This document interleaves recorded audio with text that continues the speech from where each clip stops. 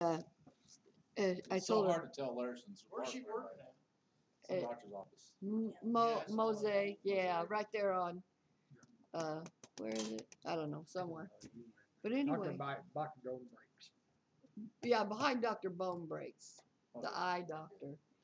And anyway, Bone break. I seen her and she was busy. She goes, I'll be with you in a minute, huh? And I said, okay. And I said, I have an appointment today with, I guess her name's Taylor. And she said, okay, what's your name? I said, Ellen Reynolds. And she goes, I didn't even recognize you. So I wasn't even looking up. No, she did. Did she look Yeah, up? she looked up.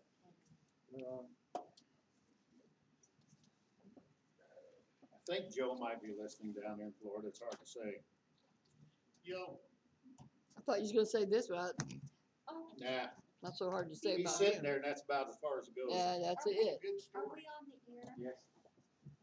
Well, I want to just keep praying for Debbie. Debbie doesn't have a home church. What's she doing? How's she doing? It's her, Oh, she's hurt her arm, and the doctor's saying operation and a whole bunch of stuff. Oh, a shoulder, And she's, tendons and ligaments or something. I don't know, she's shoulder all or by exactly herself. where. She's single. She's got that income on the job. yeah. And it's just for her to go through this and not be working. She has a few weeks vacation, but it's just going to be really, I think it's going to, if she goes through that operation, it's going to take longer than that. Depends on what they have to do, I imagine. Or maybe they just won't have to do anything. That's would be a good thing. Right. That'd be the thing. Okay, dear. Father Almighty God, we just come this evening as always in Thanksgiving. We're very blessed, Yes, Lord. and we truly are. We thank you so much, Lord, for loving us like you do. Forgive us sometimes we only come in when we have a need rather than just get up in the morning and say, hi, Lord, how are you? But we want to have that kind of relationship. Lord, I ask this evening that you would be here, and the Holy Spirit be here, have your way to say in this teaching, that we can learn the things we need to learn and know, that we can pick up on these things and use them as is needed, and to help ourselves understand some things we may not at this point. Father, we thank you for it. We certainly praise you for it and glorify you in Jesus' name. Amen. Amen. Well, as luck would have it, I don't have anything to read separate tonight. That is, I know Joe been praying about it. However, I read an article. I got to say it. And I phone on the table. would hope I don't step on any particular toes, but this was a Methodist minister, and he had an article in there, and I'm just reading, and it just kept getting worse. Words and words. You gonna tell us what he said? What was being said was, in paraphrasing, of course, is that Jesus would certainly condone homosexuality because you see, the Bible was written back in that day. And as time goes on, it evolves. And so That's that evolving. particular item he was referring to, he was saying it evolves into, it's okay. It's love we're concerned with. So it's all right. And anybody that speaks against that is racist. It was back in that Call me day racist. too. That was back in that I day guess he's too. against his own organization because they just took a stand against it. Yeah, Methodist did. He didn't. They He had that might back wish then. he had have, but He may be evangelical or Catholic. well, Matter of fact, the Old Testament is what talks about it a lot. Is that, it's an abomination to God right. that man should lie with man, or a woman with a woman, or with the beast. Right, exactly. So there you go. You think something's new? Nothing's new under the earth, under the Oh, it's sun. not new, that's for sure. No, it was back there. Even to dress in each other's clothing. I mean, Yes. I guess my point is, you'd think we'd smarten up somewhere, but Yeah. it's getting worse, not better. Yeah. Sodom and Gomorrah. And it's interesting. I think I said this last week. It appears that people that have gotten away from God are getting further away. nowadays, and those that are close to him are getting closer to him. And somebody said that very same thing this morning. Wow, that's good. They were saying it. I'm glad. And so- People are getting closer. Well, yeah. Okay, Well, sin anyway, is a slippery slope. I've been on a slippery slope Spoken by a before. man who knows very well.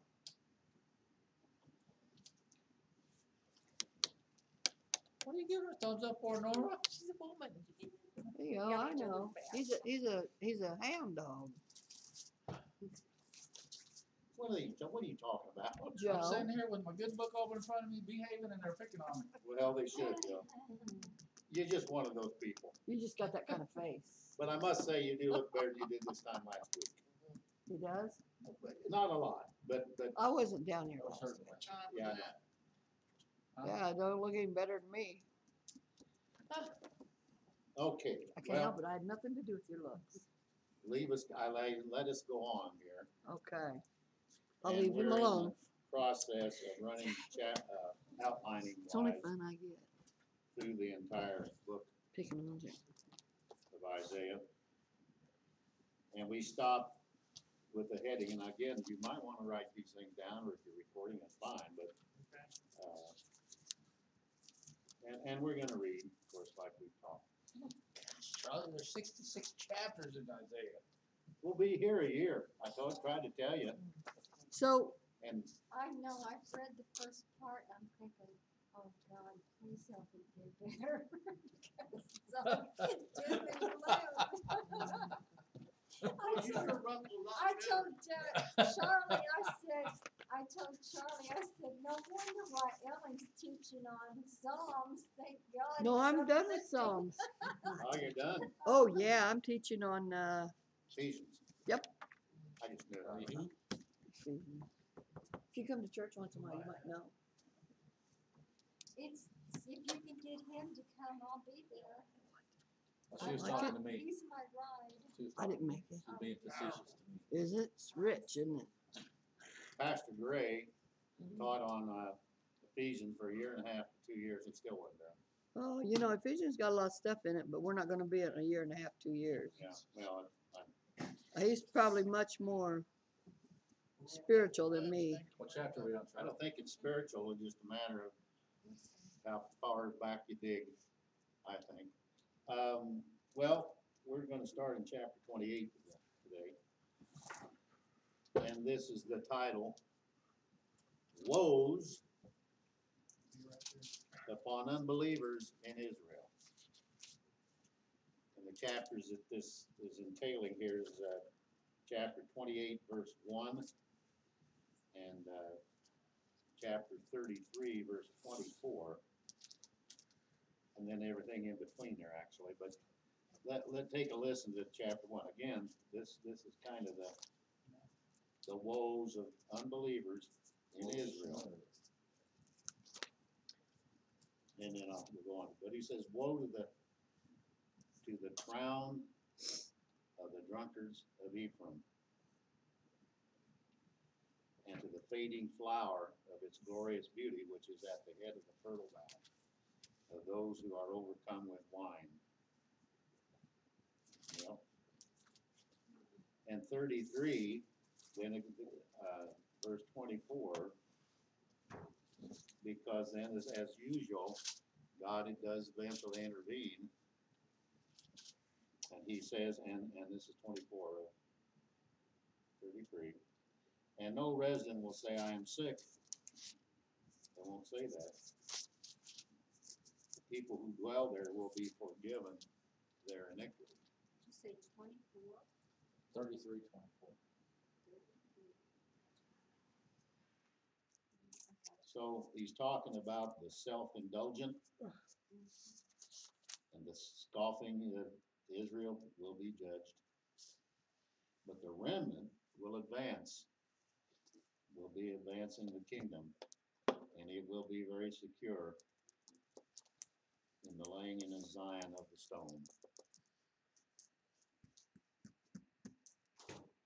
And again, the information in chapter 28, 1 through 29 talks about all of that. Which again we will get into later on. It takes a long time to go through everything right at this point. This is outline, okay, for now. But we will get into those things. The souls, the blind souls of Jerusalem here, who were deceiving people, are going to be turned over to their enemies, their insatiable enemies, so that the nation can be sanctified for a blessing. It has to happen. If you look at chapter 29, and again, this is 1 through 24, so it would be the entire chapter.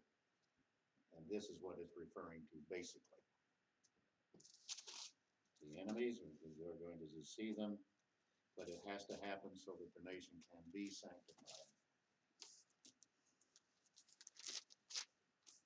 Because if you also look at chapter 30, and again, of course, it's 1 through 22.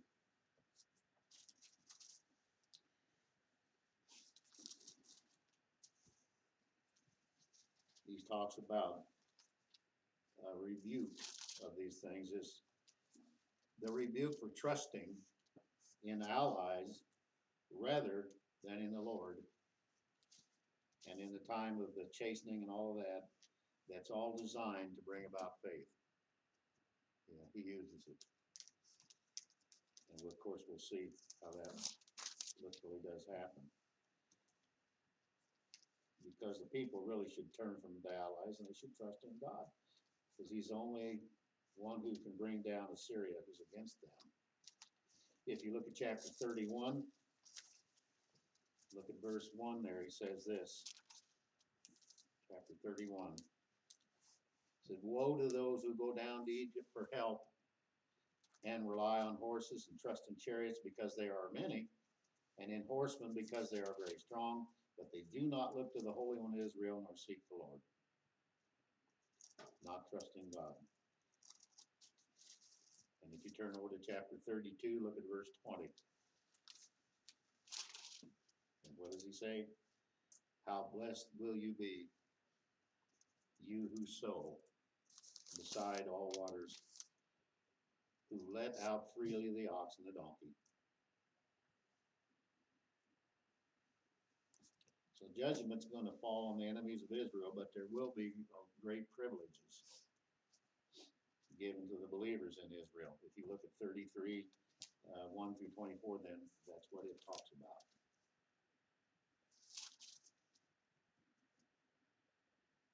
And to me, as we go along here, it would seem that, like what we see today around our country and world we live in, God's still going to take care of his people, regardless. That's right, sure. Got himself into a habit, he don't want to stop. He won't stop. He has had that. He does that, doesn't he? We are his bad habit, that's for sure. That's it. That's good. We got to preach or something on that. There you go, Larry. There's There you time go. for a sermon for you. You can use it. If you're not, I will. Go ahead. Okay. I knew I would inspire you if I kept talking. Isn't it something, the inspiration that comes from some people you would never expect it? Like Charlie. Yeah. Oh, well, no, gosh. She's feeling better. Isn't Oh, she? gosh. She's feeling better. I think she is. I am. She took her pill. Yeah. Had my shock therapy for Somebody today. called her a pill, but I don't know. Few. There are further messages of judgment and then promise. They're all through everything, and then as we've talked before, look at 34 verse 1. He says, draw near, O nations, to hear, and listen, O peoples, let the earth and all it contains hear, and the world and all that springs from it. He goes on to talk about the Lord's indignation. And then if you look at 35 verse 10, he says, and the ransom of the Lord will return and come with joyful shouting to Zion, with everlasting joy upon their heads. They will find gladness and joy, and sorrow and sighing will flee away. That's a song I used to sing.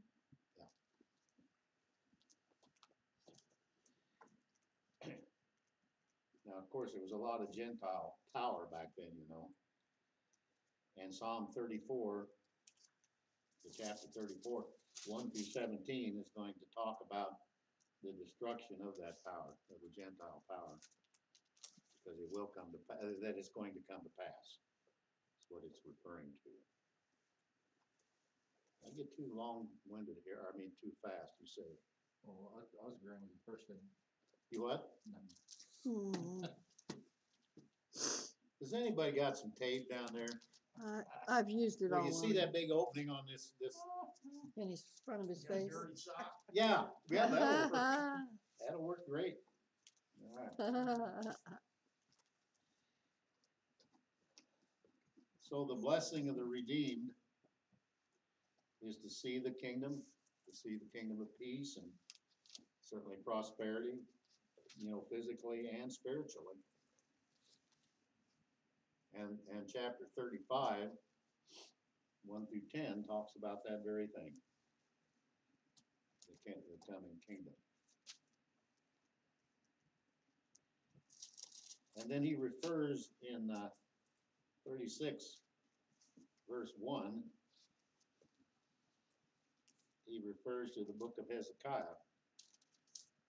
He says, now it came about in the 14th year of King Hezekiah, and he goes on with it. Sennacherib, king of Assyria, came up against all the fortified cities of Judah, and he seized them. Coming against Judah. Remember how Judah sort of, we parallel them? Every time I see that anymore, I think of us, our country. But he refers to Hezekiah there, and then 39, verse 8, he refers again when it says, then Hezekiah said to Isaiah, the word of the Lord which you have spoken is good. For he thought, for there will be peace and truth in my days. It's going to come.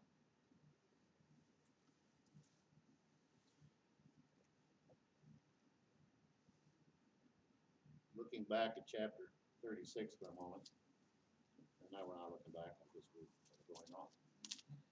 The deliverance of Judah. And 36, 1 says this, now it came about, well, we just read that, didn't we? So I won't do it again. 37, 38, chapter 38, chapter 37, verse 38. The deliverance of Judah now. And he says, and it came about as he was worshiping in the house of Nisroch, his god, that Adremelech and Sharezer, his sons, killed him with the sword, and they escaped into the land of Arad. And Esarhaddon, his son, became king in his place. So the invasion of Assyria and the blasphemy of this Rabbi-Shenekah challenges their faith, 36, 1 through 22. So that entire chapter is talking about that.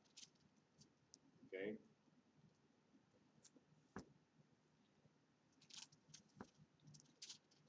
And the encouragement of Isaiah in the time of this morning at the reception of the letter that this Sherena, I don't know if I'm saying that right, Sennacherib prompts a player that leads to victory. Now, what are they talking about? Well, you look at chapter 37, and it's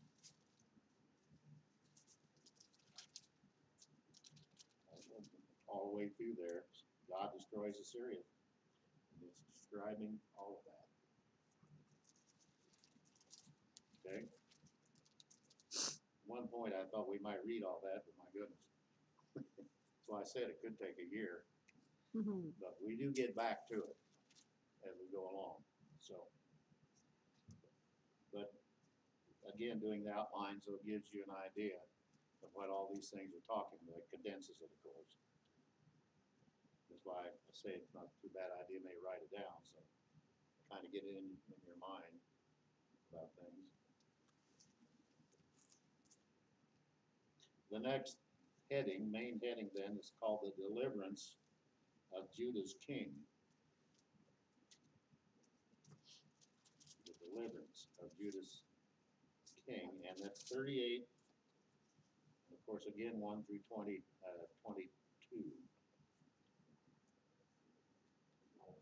And you remember the story, I'm sure, or I think you do. But again, we will get to that later on. Well, Hezekiah became very ill, remember? Because the prophet told him, remember Amos came to him and said, well, you're gonna die. Get your house in order. Remember, he turned his face to the wall and he prayed about it. Mm-hmm. And so God heard the prayer and saw his tears, and he gave him 15 years, didn't he? I think back about the prayer for my dad when I asked for 20 years when he was dying of a heart problem, and God gave him 20 years. Yeah. I mean, to the day. And I thought, I know I've said it before, but I just kind of kicked myself in the britches that I didn't ask for 30 years. I mean, Yeah. sometimes we don't think big enough. That's true. That's very true. So. And you know, the king's life was extended through prayer. And he offered a song of praise for the deliverance. Well, if you look at chapter 39, then 1 through 8, the deliverance of Judah went into the Babylon's hands.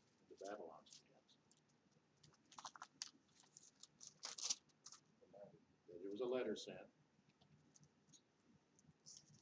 and all that, and they talked about Hezekiah being recovering from being sick and so forth.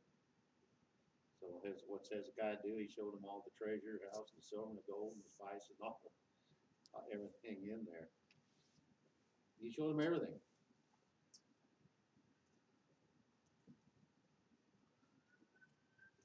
And so anyway, that's how that got turned over in that sense.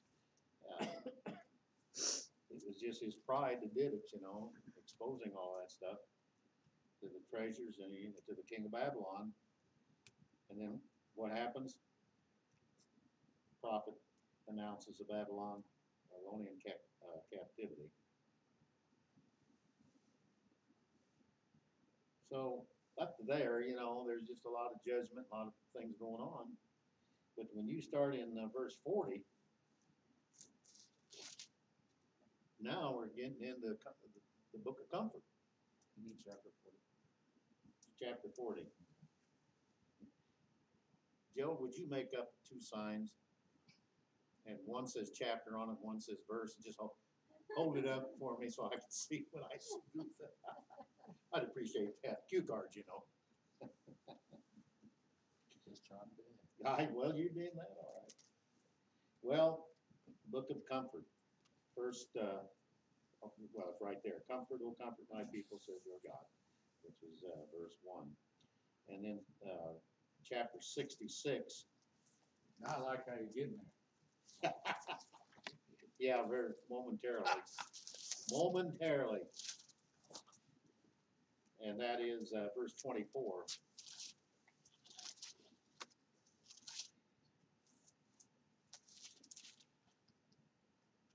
It says, then they shall go forth and look on the corpses of the men who have transgressed against me, for their worms shall not die, and their fire shall not be quenched, and they shall be in an abhorrence to all mankind. Sounds like hell to me.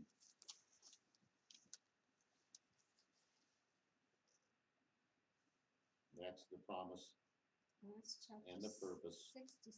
and that's the book of comfort. Last verse in the chapter. Last verse of the entire book of Isaiah, 24. 66. So there's a promise and a purpose of the peace.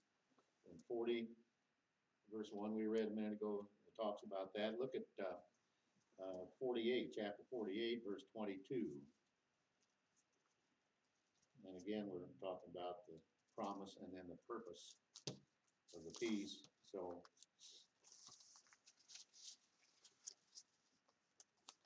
again, it says, there is no peace of the wicked, or for the wicked, says the Lord. common theme, isn't it? So the prologue of the book of comfort then, again starting in chapter 40, announces the coming of God to Zion and the encouragement then that brings to the people. And that's chapter verse 1 through 31 of 40. Then when you get over to chapter 41, 1 through 29,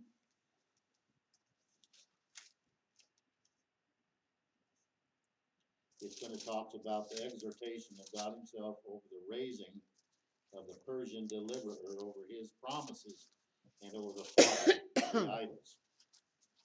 Folly of the idols that they were wanting to follow. There's some great stuff in there. I like it from 40 on a lot better than the other. There's so many good things in there. And they just come to be.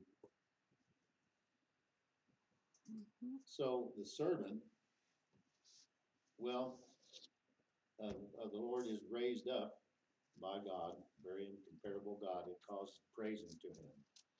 And which is chapter 42, of course, the entire chapter, which is comfort because of God's servant.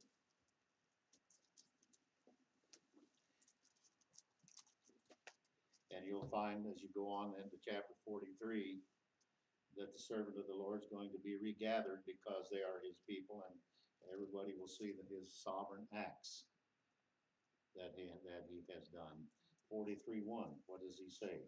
But now thus says the Lord your creator, O Jacob, and he who formed you, O Israel, do not fear, for I have redeemed you. I have called you by name, you are mine. And that's 41. 43:1. 43:1. 43 verse 1. And then to go along with it,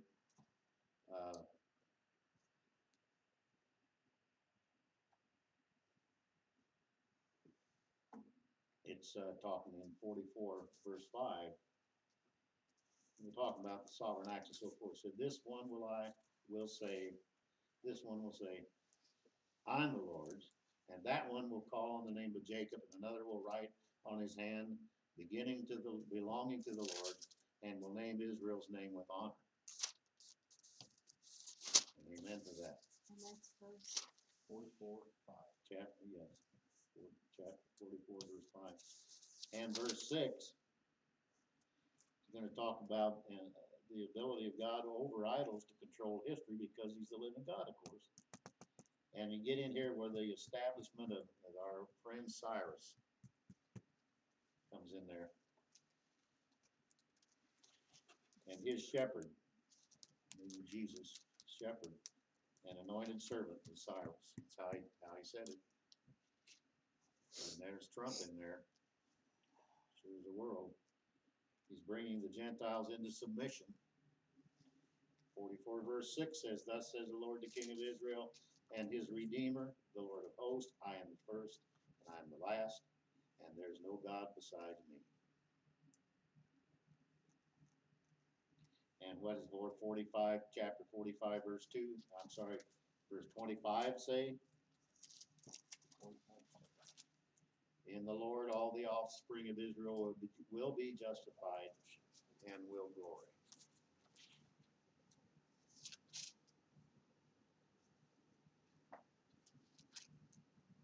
So are you kind of getting the gist here of what is going on? Hopefully. And if you go on and look at 46, chapter 46, 1,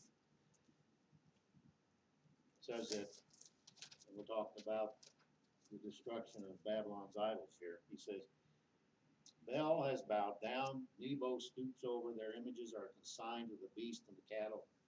The things that you carry are burdensome, a load for the weary beast. Talk because of the weakness of the gods of Babylon, that power is going to be destroyed. Chapter 1 says that, and you look at chapter 46, verse 1 says that, and chapter 47, verse 15. So have those become to you with whom you have labored, who have trafficked with you from your youth. Each has wandered in his own way. There is none to save you. And power is being destroyed. And that's 47:58. Yes.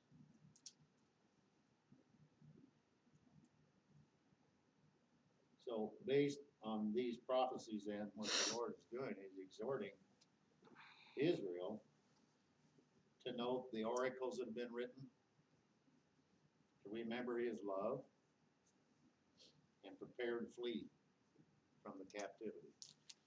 And if you look at chapter 48, we won't read it again, but that's all in there. It's his declaration of Judah's chastening there, and it's the entire chapter. But he's making the way for them to flee there.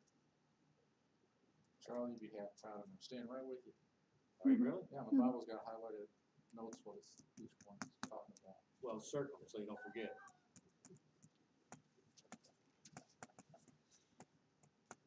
Well, now you can impress me if you close the book and tell me about it.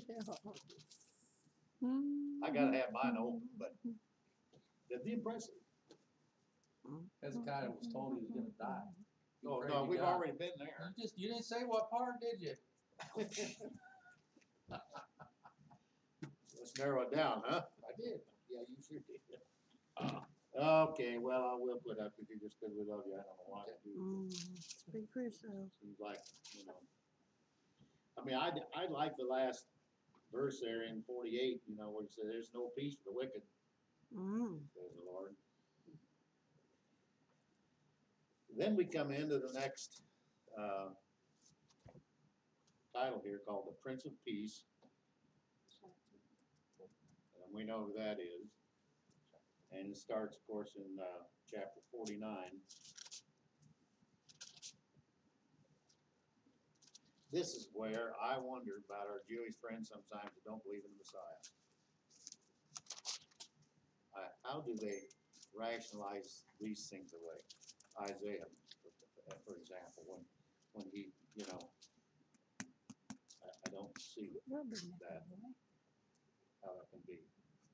But he brings, you know, Jesus brings the light, restoration. He brings the light to the Gentiles, and when Israel rejects, you know, he brings the light. And there's restoration to Israel at the right time.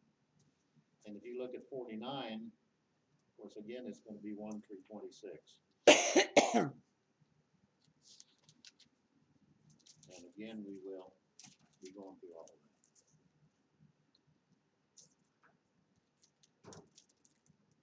But I'm just hoping that we kind of remember some of these things as we do when we do get into that. Israel is put away over her sins. We hear that all the time. But the servant of the Lord is obedient. And the suffering of Jesus can comfort the weary. You know. If you look at chapter 50, well, that tells right there Messiah's obedience. And we know what it means. There again, we'll go down through all of that later. Now, if Joe were to sit and read all that stuff and be ready for it next week, you know that would be quite something. What do you want me to do, Charlie? Well, all of these scriptures, chapters, I wish you would read them so you really got them. And you can answer the questions with them for me. And it'd be wonderful.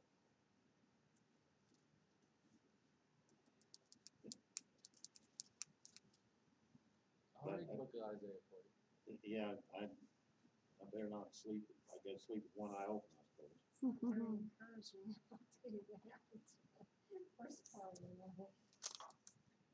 Going on to chapter 51, 1 through 16.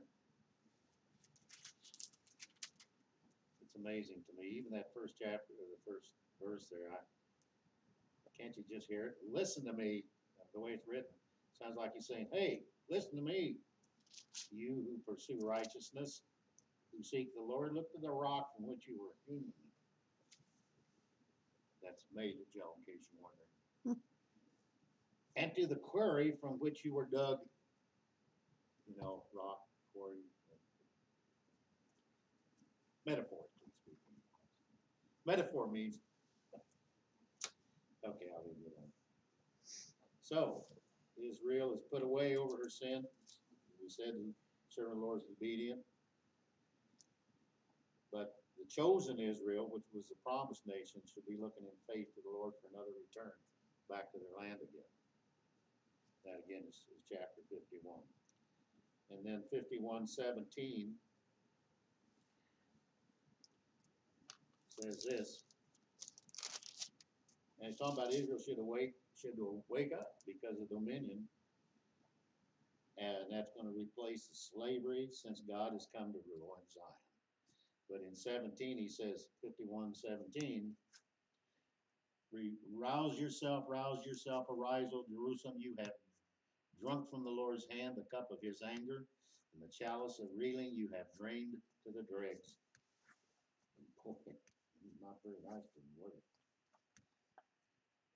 And 52:12, but you will not go out in haste, nor will you go out as fugitives, for the Lord will go before you, and the God of Israel will be your rear guard. So he just doesn't give up on us.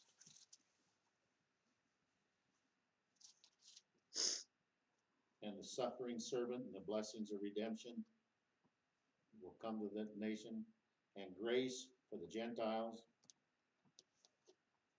And we'll talk about that as we get down in the next sections here. And because in this particular section, the servant is being exalted from the lowly place by the death of Jesus on behalf of the sins of the people as a reparation offering.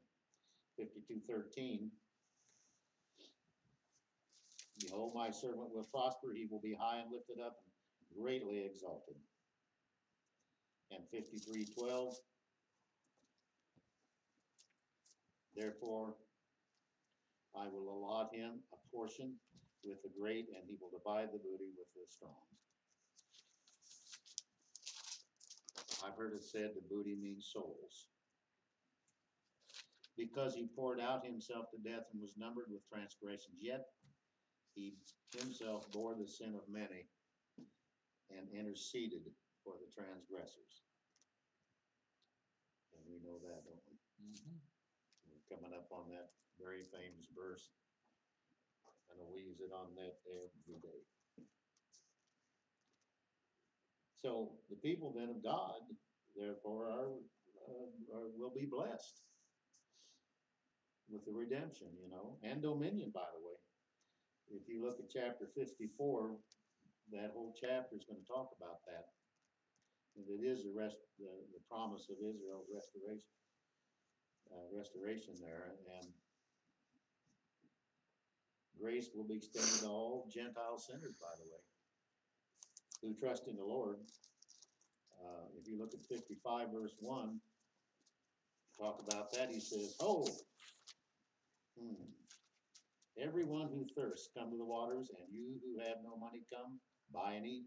Come, buy wine and milk, without money and without cost.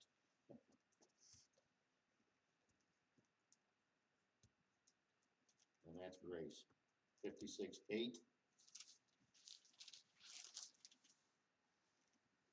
The Lord God who gathers the dispersed of Israel declares, yet others I will gather to them, to those already gathered.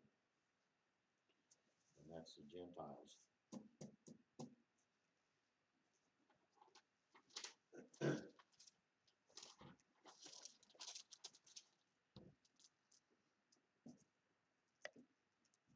Going on in 56. Among the redeemed in the kingdom, the wicked leaders and corrupt idolaters that we found other places will not be found. Among the redeemed in the kingdom, there won't be garbage. 56:9, look at that.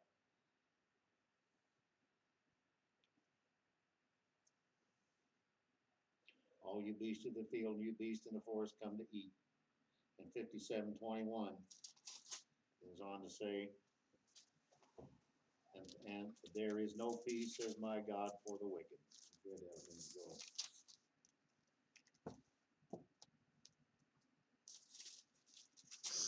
Let me read the right one. I think that's it.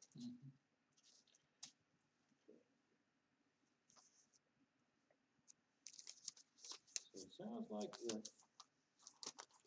wicked and God's people really aren't going to be together, are they? The next, this is the last heading before we get into something that's really quite, well, we'll see how interesting you think it truly is. This is the program of peace, it's calling it. The program of peace starts in chapter 58 and verse 1. Cry loudly, do not hold back, raise your voice like a trumpet, and declare to my people their transgression and to the house of Jacob their sins. Do you suppose that means anything to us today?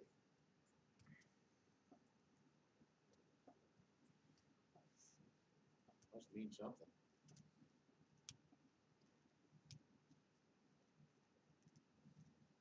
It says, cry loudly, do not hold back, raise your voice like a trumpet, and declare to my people their transgression and to the house of Jacob their sins. So we're not supposed to be politically correct, we're supposed to tell them God's word. That would certainly be the truth. Okay. Well, the Bible calls it true worship. So I guess anything less than that is not.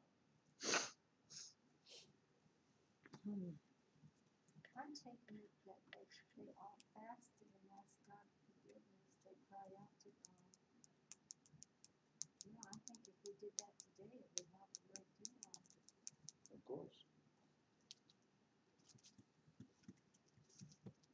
Well, all I can tell you is this, I can only relate to what little I do with the net thing. And even today, a man came in, we were talking, I always use what he said about the word commandment in Hebrew meaning prescription. I mean, that's the definition. And not many know that. I didn't. And it gave me a complete different attitude about commandment. Well, like I say, I command you to so-and-so. But he would say, look, here's a prescription. Now you can take it or not. I don't want to throw it away. She didn't flinch. And that, I know. She's tough. She's tough. And I mentioned it on the net, and this man came in there from California, and he said, you just don't know what you just did. I said, I'm sorry, what'd I do? No, he said, man, that changes everything. Now, at first, he thought I said, instead of prescription, I had said persistence. No. So then I had to go back and say, well, I didn't say that. I said prescription, but persistence is not a bad thing either. He said, well, that's even better. And that's what I'm talking about, learning stuff like that. It can really help. Well, program of peace, chapter 58, 1 through 14 here.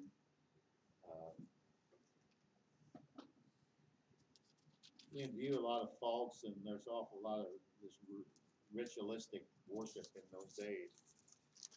In the day of Isaiah, the prophet looks to the coming of the Messiah in the light and the turning of the people to him.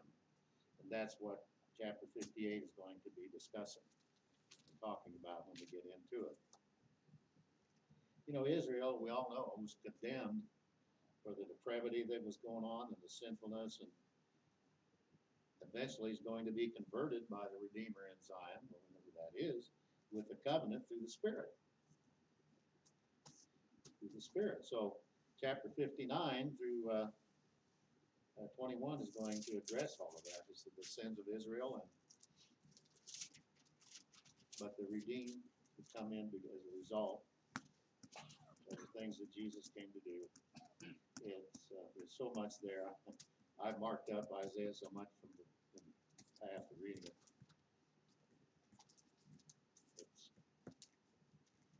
But it's so good. There will be blessings of glory for Israel, and there will be access for the Gentiles too, you know.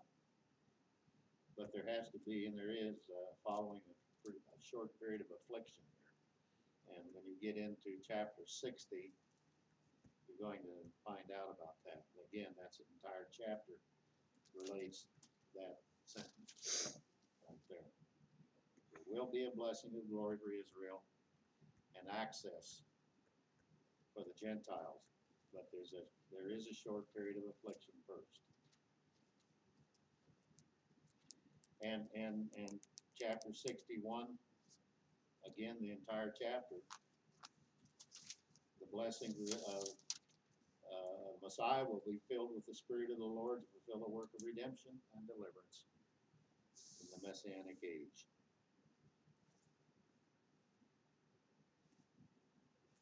Now, I would say if anybody has anything they want to talk about or add or ask or something, please don't hesitate to do that. But just know this is sort of prelude to getting into it in thick.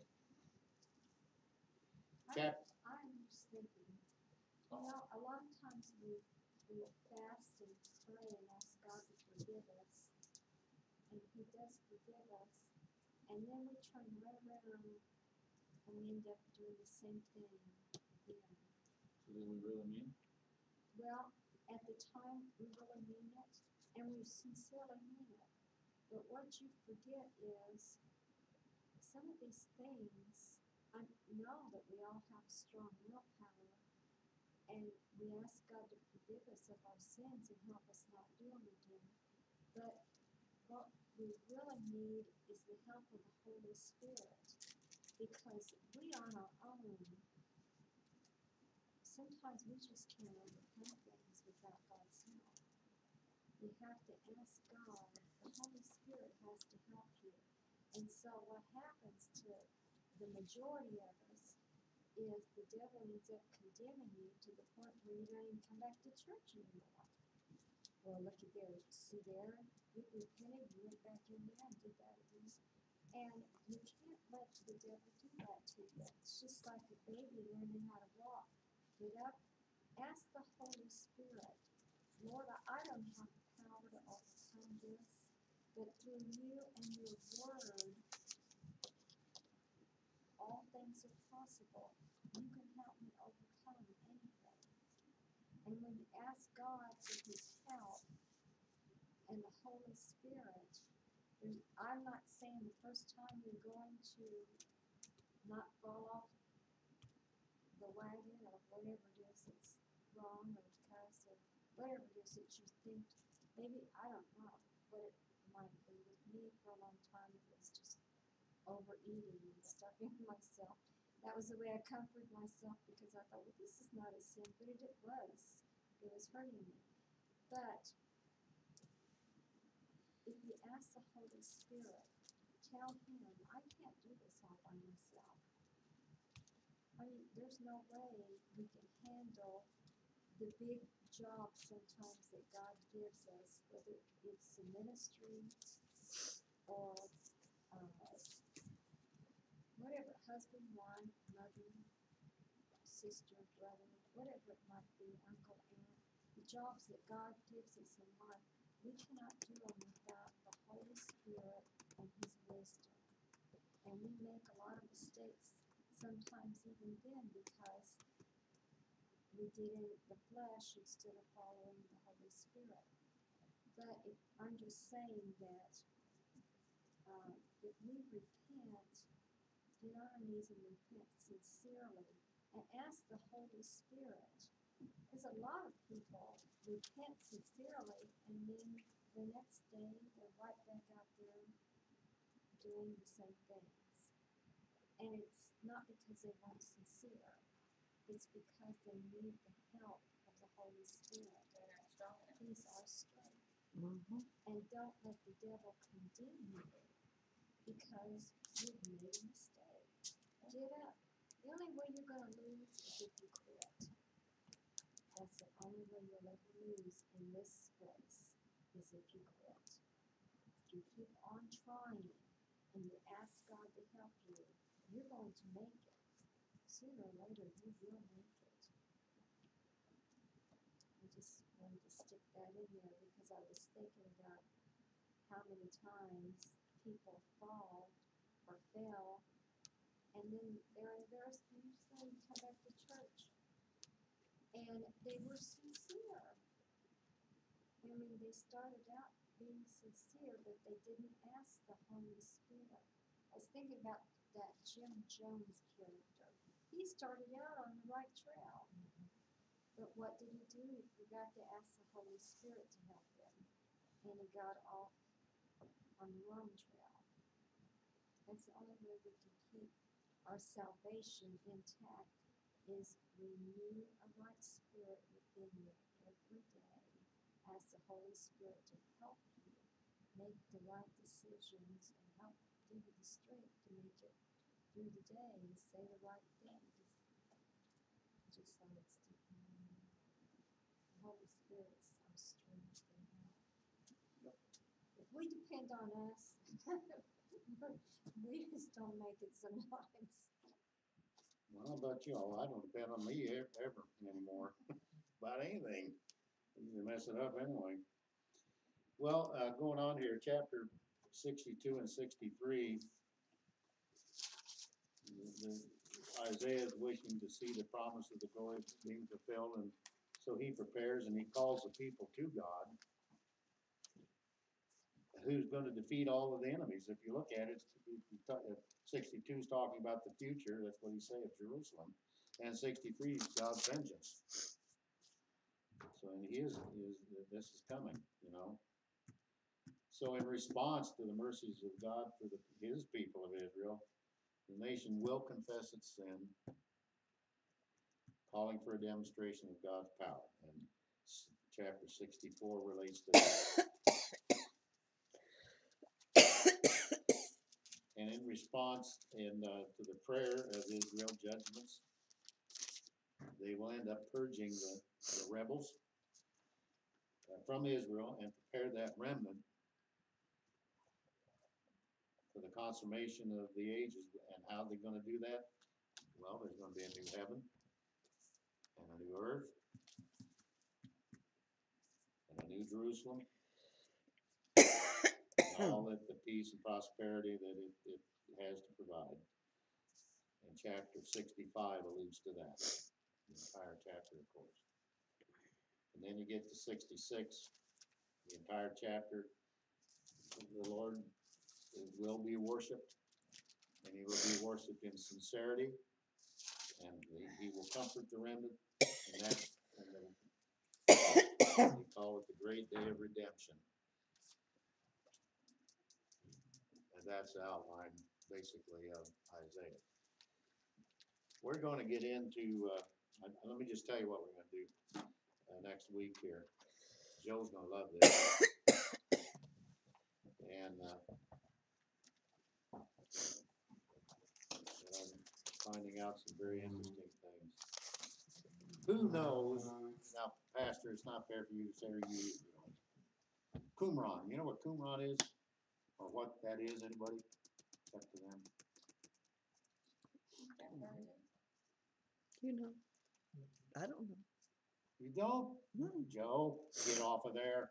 That is no No, way. he's a cheater. No way. I know Come what on, Joe. Coumadin is. That's not fair. I don't think that's what you're I asking. got to studying here. Here's how I got into this, and this is what we'll start in next week on the text of Isaiah, because there's a bunch of them. I say bunch. For example, there's a Hebrew text, there's a Greek text, there's English translations, there's different versions of things that are good and some that aren't. Better days are coming. Well, I hope so. But again, it's starting to solidify things here. And especially about the man of Isaiah and the days that he lived and what it was like. And then we go on, and the people that were transcribing the word. Qumran is the city. It's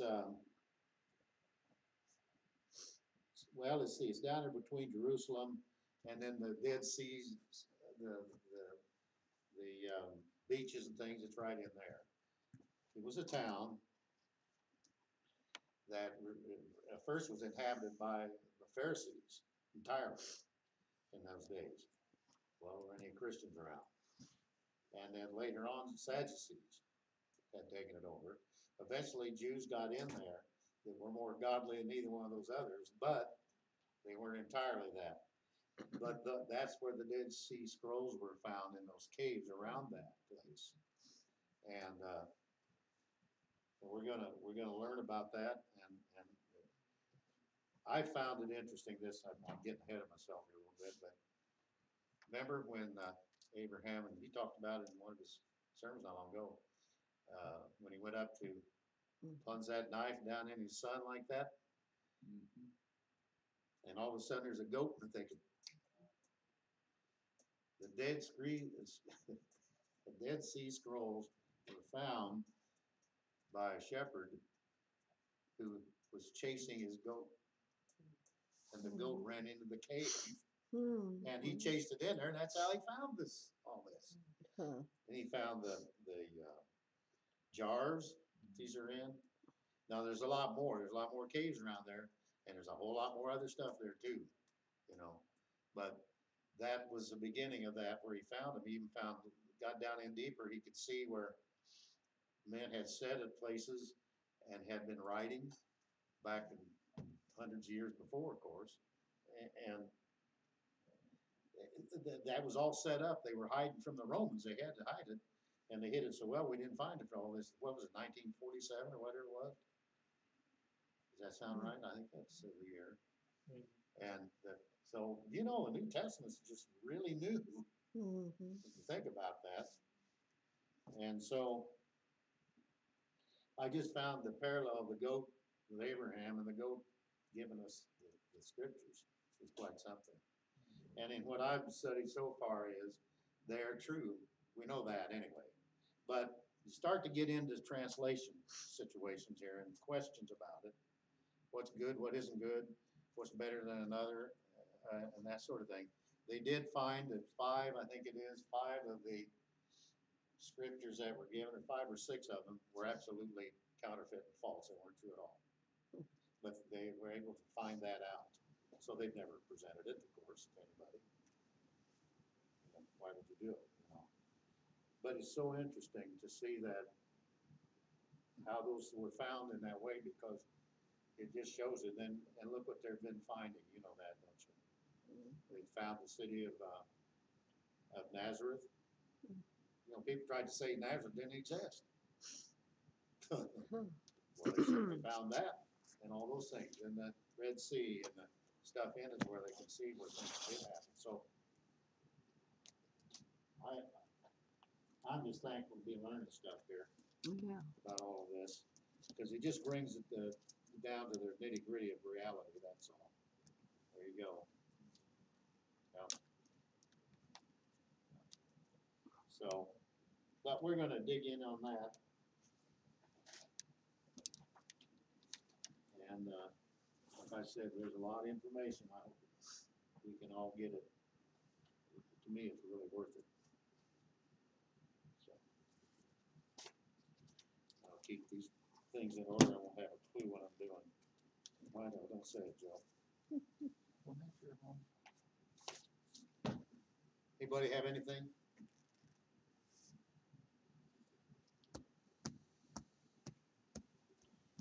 It's 46 at this time.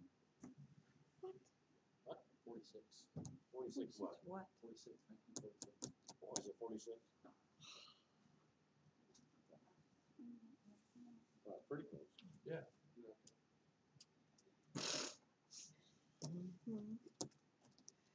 Who'd like to close in prayer? Would somebody do that? Dear Heavenly Father, we just thank you for the fellowship that we had tonight, that you were being taught to us, Lord. We thank you, Lord, for guiding each one of us, for keeping us covered with your blood and bringing us back safely together. In Jesus' name we Thank you all. Hmm.